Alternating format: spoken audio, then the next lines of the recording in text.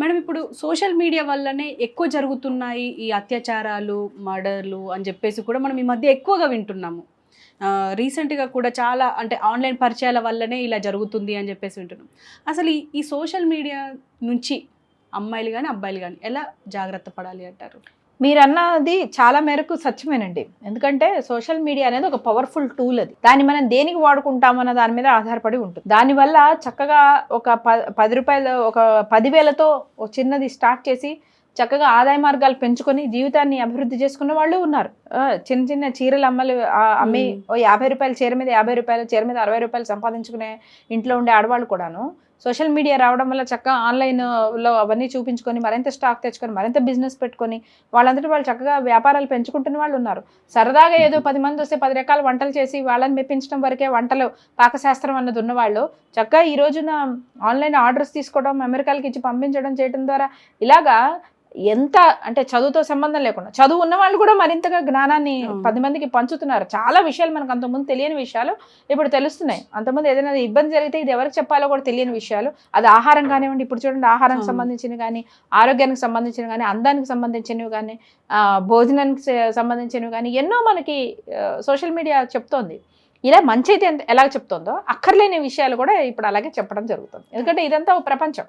ఇదంతా ఒక ప్రపంచం విపరీతంగా విస్తరిస్తున్నప్పుడు అన్నీ విస్తరిస్తాయి కాబట్టి ఇందులో భాగంగా మనకు అనవసరమైన చాలా విషయాలు కూడా తెలుస్తున్నాయి. ఏంటంటే అసలు అంతకుముందు ఏమాత్రం తెలియని ఎన్నో విషయాలు లైక్ ఈ యువతి యువకులకి అనవసరమైన ఇవి అంటే వాళ్ళకున్న బ్యాడ్ హ్యాబిట్స్కి సంబంధించి ఏవేవి ఎక్కడ దొరుకుతూ ఉంటాయి, ఈ ఔటింగ్లు యువతి యువకులు కలిసి వాళ్ళకి ఫామ్ హౌస్ అనేవి ఇవ్వడం అని కానీ, క్లబ్బుల గురించి కానీ, పార్టీల గురించి కానీ, ఇప్పుడు ఇవి అంతకు ముందు కూడా జరిగేవి. కానీ ఇప్పుడు ఎక్కడో ఊర్లో ఉంటుంది అమ్మాయికో అబ్బాయి అనే అని అనుకుందాం, అదేదో వాళ్ళ ఊర్లో ఆ వీధుల్లో కాస్త అల్లరి చిల్లరగా తిరుగుతున్నా ఏదో ఉంటున్నా అక్కడి వరకు పరిమితం ఉండేది. ఆ ఊరు పెద్దవాళ్ళు ఎవరైనా కొంచెం చూస్తున్నారంటే కొంచెం కంట్రోల్లో ఉంటాం.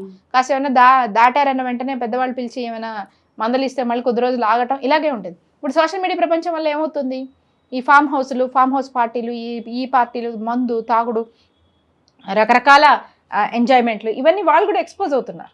సో ఇప్పుడు ఎంటర్టైన్మెంట్ తాలూకు పెరిగిపోతూ ఉంటుంది. వాళ్ళు అక్కడ ఇక్కడ అల్లరి చిల్లరగా తిరగటం దగ్గర నుంచి ఇంతేనా, ఈసారి ఏం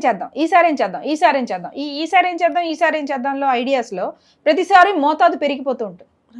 సో ఎక్కడో లోపల మారుమూల గ్రామంలో ఏమాత్రం ఎక్స్పోజ్ అవడానికి కూడా అవకాశం లేని వాడికి ఇప్పుడు చేతిలోకి అన్నీ వచ్చేసాయి. వాడు ఏం చేస్తాడు, 4 డబ్బులు సమకూర్చుకుంటాడు, ఇంకో 4 మంది ఫ్రెండ్స్ని వేసుకుంటాడు, దగ్గరలో ఉన్న సిటీకో ఇక్కడికో వస్తాడు, ఎంజాయ్ చేస్తాడు, దాన్ని ఎంజాయ్మెంట్ అని పరిచయం చేస్తాడు మిగిలిన వాళ్ళకి. ఇప్పుడు మిగిలిన వాళ్ళందరూ కూడా అదే బాట పడతారు. అలా కొన్ని అనవసరమైన విషయాలు చాలా తొందరగా ఎక్స్పోజ్ అయిపోతున్నాయి. మనిషికి ఎప్పుడు కూడా మనిషి సహజంగా ఉండే లక్షణం ఏంటంటే మనకి ఏదైనా ఒకటి అందేంత వరకేమో అది ఎలా అందుతుందనే ధ్యాస, అది అందిన తర్వాత అంతకంటే బెటర్ది ఎలా అందుతుందనే ధ్యాస. మనందరం అలాగే ఉంటాం. దానివల్ల అది ఈ మంచికి అలాగే ఉపయోగపడుతుంది, చెడుకు కూడా అలాగే ఉపయోగపడుతుంది, చెడుకు కూడా అలాగే అవుతుంది. ఇంతవరకు ఇది ఎంజాయ్మెంట్, బర్త్డే పార్టీ అంటే అంతకుముందు ఇంటికి నలుగురిని పిలిచి ఫస్ట్ గుడికి వెళ్ళి పెద్దవాళ్ళ ఆశీర్వాదం తీసుకొని సాయంత్రం ఫ్రెండ్స్కి 4 చాక్లెట్లు పంచడం బర్త్డే. ఆ తర్వాత కేక్ కటింగ్ అనే కాన్సెప్ట్ వచ్చింది. ఇంట్లో కేక్ కట్ చేసి పులిహార రసనాలు ఇచ్చి పంపించేవారు తరం వరకు.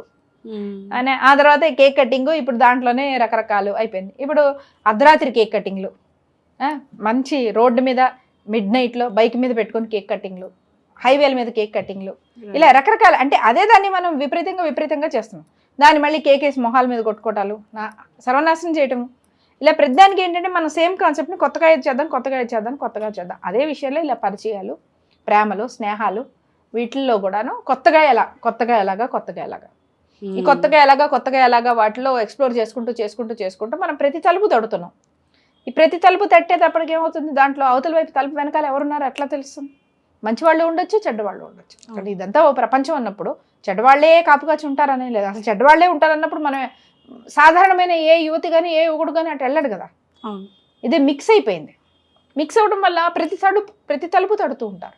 ప్రతి తలుపు తడిటినప్పుడు అవతల వైపు ఋషి ఉన్నాడో అవతల వైపు రాక్షసు ఉన్నాడో తెలియని పరిస్థితి.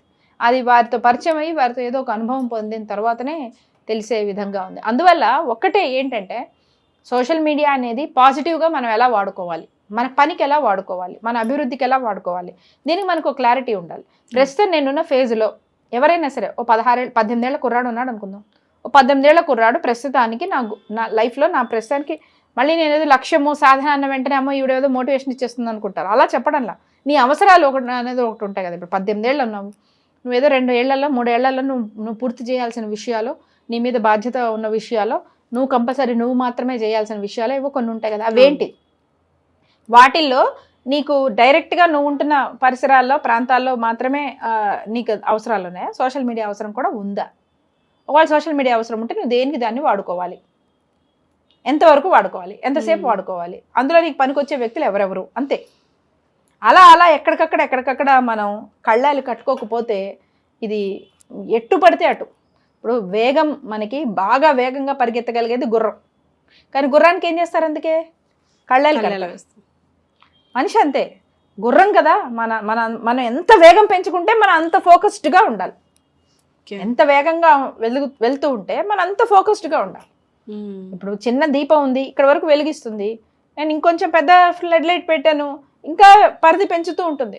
కానీ మీకు పర్టికులర్గా ఒకవైపే వెళ్తురు కావాలి, మిగతా చోటంతా అక్కర్లేదు అనుకున్నప్పుడు నేనేం చేస్తాను? దాన్ని మొత్తాన్ని అది కవర్ చేసే ఏరియాని తగ్గించేసి ఒకవైపు ఎట్లా ఉండాలి పెడతాం మనం. అది పెట్టేప్పుడు ఇంకా దూరానికి అది వెళ్తుంది.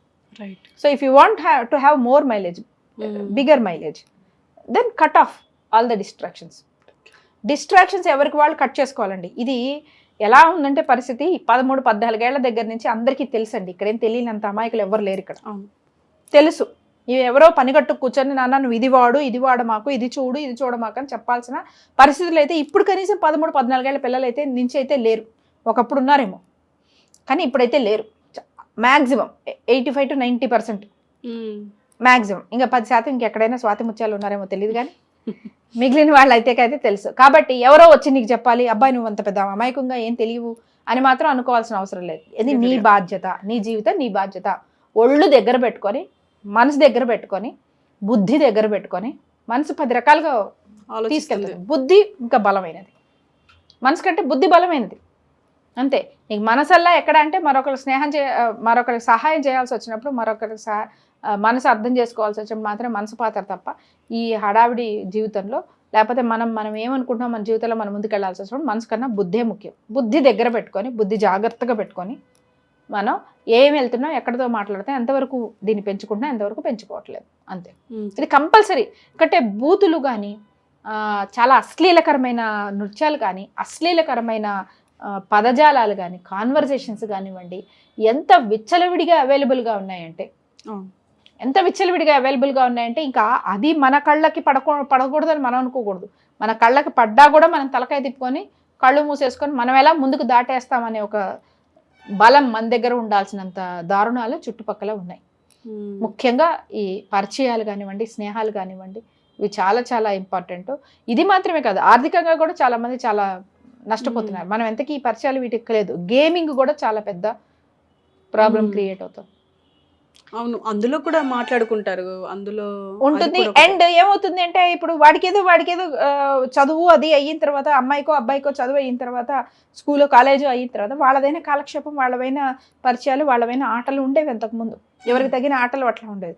ఇప్పుడు ఏంటంటే ఈ పరిచయం మీద ఆ గేమ్ తెలుసా నీకు, అది ఆడట్లేదా నువ్వు, అది ఆడితే డబ్బులు కూడా వస్తాయి తెలుసా, నీకు ఆ గేమ్ కూడా తెలుసు, ఏం మాట్లాడతానరా నీతో, నీకు గేమ్ తెలియదు, నీకు ఇన్స్టాగ్రామ్ రీల్ తెలియదు, నీకు యూట్యూబ్ ఇది తెలియదు, నీకు ఫాలోయర్స్ లేరు, ఏం మాట్లాడతాను నీతో అనేలాంటి పరిస్థితికి వచ్చేసింది. దాంతో ఇలాంటి కాన్వర్సేషన్లో ఉన్న పిల్లాడు ఏమవుతాడు, నేనే వెనకబడిపోయానేమో, FOMO, fear of missing out, నేనే వెనకబడిపోతున్నానేమో, నాకు అసలు ఏం తెలియని అమాయకత్వంలో ఉన్నానేమో. అంటే మనం ప్యూరిటీని అమాయకత్వం అన్న మాటకి మార్చేస్తారు జనాలు చుట్టూ.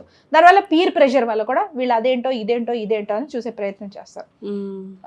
దానివల్ల ఏమవుతుంది, అనవసరమైన విషయాలు. ఇప్పుడు ఆ గేమింగ్, దాంట్లో ఏవో డబ్బులు వస్తాయని అనుకోవడం, దాంట్లో డబ్బులు రాకపోవడం, మళ్ళీ దానికి ఇంకొంచెం పడడం కోసం వాళ్ళ వీళ్ళ దగ్గర అప్పులు తీసుకోవడం, అవి మళ్ళీ లోన్ యాప్స్లోకి వెళ్ళిపోవడం. ఈ లెవెల్కి ప్రతిదీ, అంటే మీరు ఏది ముట్టుకుంటే దానిలో నుంచి అతి స్వల్పమైన నష్టం దగ్గర నుంచి అతి భయంకరమైన నష్టం జరగటానికి అవకాశం ఉన్న లాంటి పరిస్థితుల్లో సోషల్ మీడియాలో ఉన్నాము. ఇది అందరూ గుర్తుపెట్టుకోవాల్సిన విషయాలు. అతి స్వల్పమైన నష్టంలో మనం ముఖ్యంగా జరిగే టైం వేస్ట్, డిస్ట్రాక్షన్, కాన్సన్ట్రేషన్ పోవటం, చదువు పాడైపోవటం, తలకాయ నొప్పులు అవి రావడం, ఆరోగ్యం పాడైపోవడం, ఒళ్ళుల్లో వచ్చి ఆరోగ్యాలు పాడవడం, ఎమోషనల్గా బాగా డిస్టర్బ్ అవ్వడం, ఇవన్నీ స్వల్ప మోతాదులో ఒక్కొక్క మోతాదులో వచ్చే జరిగే నష్టం దగ్గర నుంచి మీరు ఏది పట్టుకుంటే దాని తాలూకు అత్యుత్తమైన నష్టం జరుగుతుంది. అత్యుత్తమైన నష్టంలో మానహాని, ప్రాణహాని, ధనహాని, పరువు పోవడం, చివరికి అయితే ప్రాణం మరొకరు తీయటం, లేకపోతే అక్కడ జరిగిన నష్టం వల్ల వాళ్ళు స్వయంగా ప్రాణాలు తీసుకోవడం, ఇది అత్యుత్తమైన హాని జరుగుతుంది. ఈ రేంజ్ ఇంత భయంకరంగా ఉంది కాబట్టి పర్వాలేదు ట్రై చేస్తా, ఏముందిలే నాకు తెలుసు, నేను జాగ్రత్త పడతా, నేను చూసుకుంటా అనే పిల్లలు ఎవరైతే ఉన్నారో, ఎందుకంటే తల్లిదండ్రులు చెప్పే ప్రయత్నం నాకు తెలుసులేమ్మా నేను చూసుకుంటా అంటే నీ ఉద్దేశం ఏంటంటే నువ్వు గుండు మీద ఎన్ని దెబ్బలు వేయించుకుంటున్నావు అనేది లెక్క నీకు. దీనిలో అతి తక్కువ స్వల్ప దగ్గర నుంచి అత్యుత్తమైన వరకు అన్ని నష్టాలు ఉన్నాయి. ఇప్పుడు నీ గుండు మీద ఎన్ని సొట్టలు తెచ్చుకుంటావు నువ్వు అని అంతే. నీకు తెలుసు అని కాదు, తెలుసు అంటే యూఆర్ ప్రిపేర్డ్ అంతే. నీ నెత్తి మీద సొట్టలు వేయించుకోవడం నువ్వు రెడీగా ఉన్నావు. అది వెళ్తూ ఉన్నావు అంటే ఎప్పుడో తల కూడా పగులుతుంది. అది సొట్టలు వేయించుకోకుండా తల కాపాడుకో, జాగ్రత్తగా బుద్ధి ఉపయోగించుకో అని మనం చెప్పగలం. అంతే. Thank you madam, thank you very much.